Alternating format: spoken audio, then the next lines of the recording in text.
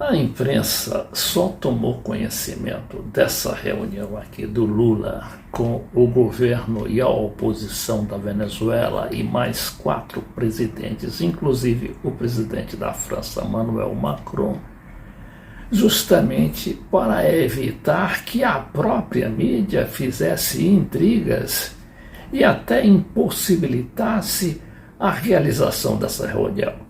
Daí o segredo que cercou os preparativos.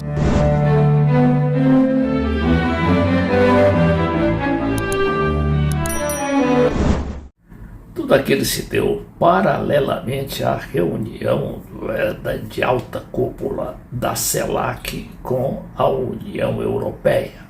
Estavam ali 60 chefes de Estado. E nada melhor do que fazer essa reunião paralela ou bilateral, como se chama na diplomacia, para ver se encaminha aquele encrencado problema da Venezuela.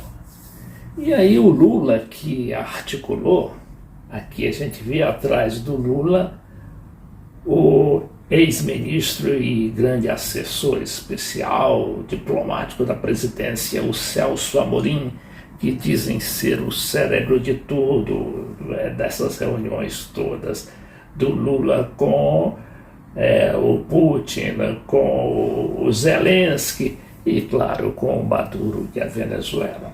Então aqui estão os presidentes, não é? Aqui do lado está a vice-presidente da Venezuela, a Delcy Rodrigues, que foi representando o Maduro, porque o Maduro, claro, não podia pisar solo europeu. E aqui também está o presidente da Colômbia, o Gustavo Petro, o presidente da Argentina, o Alberto Fernandes, e o presidente da França, o Emmanuel Macron, que, aliás, já tinha encontrado com o Maduro durante uma reunião da Conferência do Clima no Cairo, em que também estavam todos esses presidentes aqui, menos acho que o Alberto Fernandes.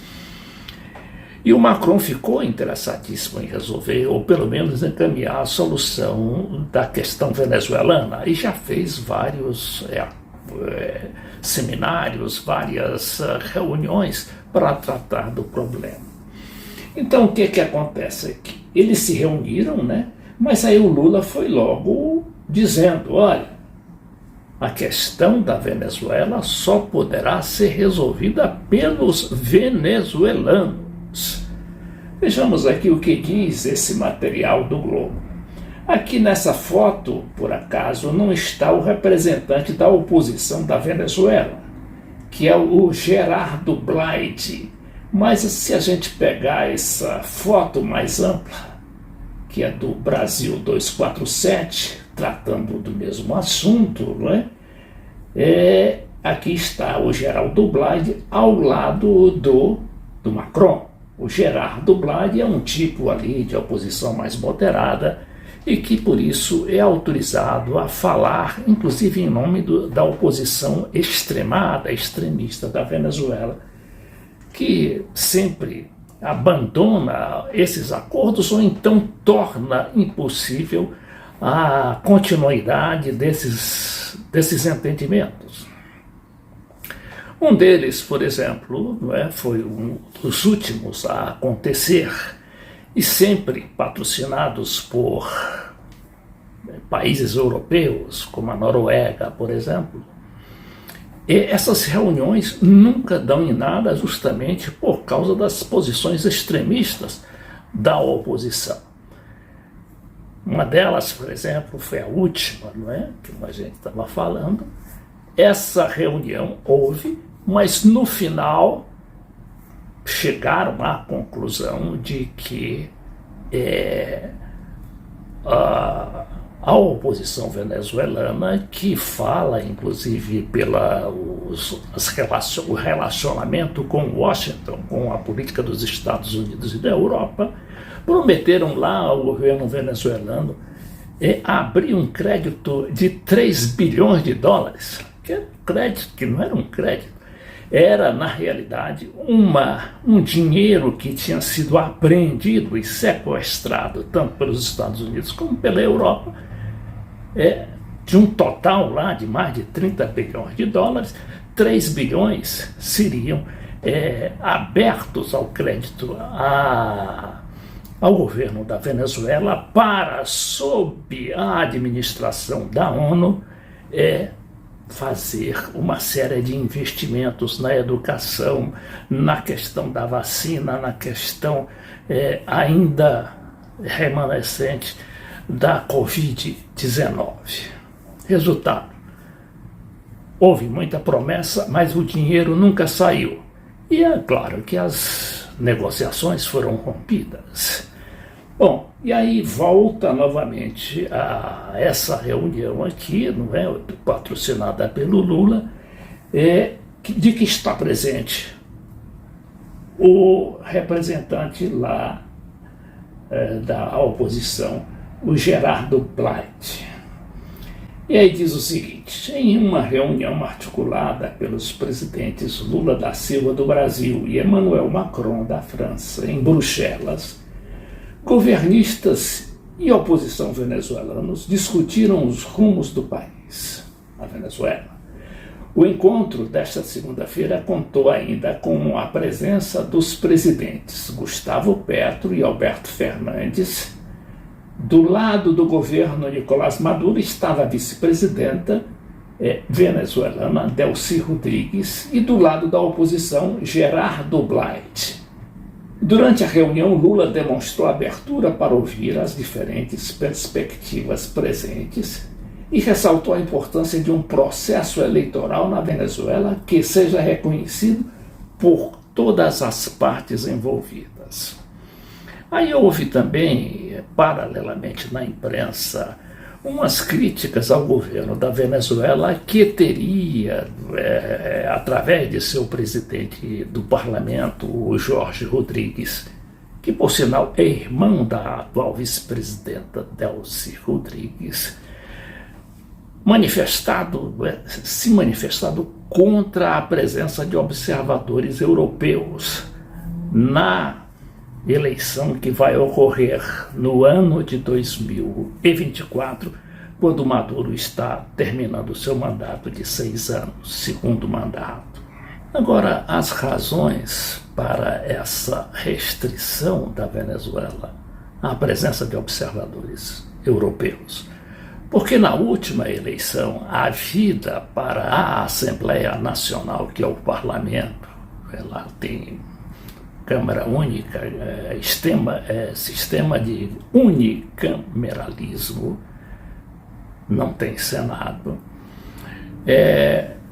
Houve então essa eleição, só que a comunidade europeia mandou lá seus representantes que, além de depois desconhecer o resultado dessa eleição, porque apoiava o tal do presidente Guaidó, o Guaidó ainda imperava ali, né, com aquele seu esquemão de presidente interino, que não tinha poder nenhum, mas era reconhecido por 50 países, 50 maiores países do mundo. E aí tiveram atitudes muito invasivas esses representantes europeus. Chegaram a ponto de invadir sedes, né, dos comitês eleitorais e de alguns órgãos do governo, tanto na capital quanto no interior. Daí a razão, então, dos venezuelanos, do governo venezuelano, de se acautelarem contra a presença dos europeus. Mas ali estava o Lula que tem trânsito com tudo que é governante, inclusive da Europa, como se mostra aqui esse encontro dele com a presidenta da Comunidade Europeia, a Ursula von der Leyen, né? A gente vê aqui até a intimidade com que os dois se tratam nessa apresentação aqui aos jornalistas. Dear President Lula, it's a pleasure for me. Presidente Lula, é um prazer. Então, ela diz, a presidenta da União Europeia, dizendo que é um prazer receber o Lula. E isso demonstra também, né, que o presidente brasileiro, que critica muito a União Europeia, aqui, por exemplo, ele foi lá dizer que não vai assinar acordo de Mercosul, coisa nenhuma, se não forem resolvidas aquelas questiúnculas, não é, que estão em cima da mesa lá e que impedem esse acordo de se efetivar. Ele disse que, antes de mais nada, é preciso ter confiança e não ameaças. Porque eles sabem, não é, o Lula e todo mundo, que a comunidade europeia, a velha Europa, estava ameaçando denunciar o governo ou coisa parecida, brasileiro e argentino, por não ter ainda assinado aquele acordo. Mesmo assim, o Lula tem essa mobilidade, esse trânsito fácil entre os europeus, como ali demonstrou naquela reunião com o Macron e os outros presidentes latino-americanos. O Lula também, muito por acaso, ou não por acaso, ele denunciou em discurso lá na Comunidade Europeia, naquela reunião com a CELAC, denunciou que 2,3 trilhões de dólares já foram gastos com a guerra, com essa guerra que tem um ano e 6 meses, não é? Não tem ainda 1 ano e 6 meses, foi em fevereiro de 2022 que começou, 24 de fevereiro. Então ele disse que foram 2,3 trilhões gastos, isso em detrimento, não é, daquelas pessoas famintas que passam fome no mundo inteiro e os países, os grandes países, as grandes potências, gastando dinheiro à toa com guerra para matar pessoas.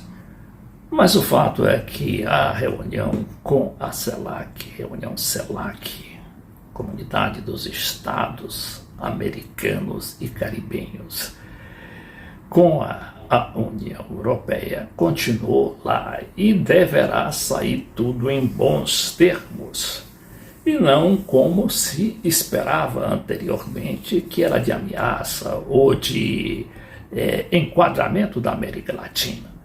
Ali ficou muito discreto o veto dos latino-americanos à presença do presidente da Ucrânia, o Zelensky, o Volodymyr Zelensky, que está em todas essas reuniões pedindo e às vezes até exigindo o apoio integral à Ucrânia e condenação absoluta à Rússia.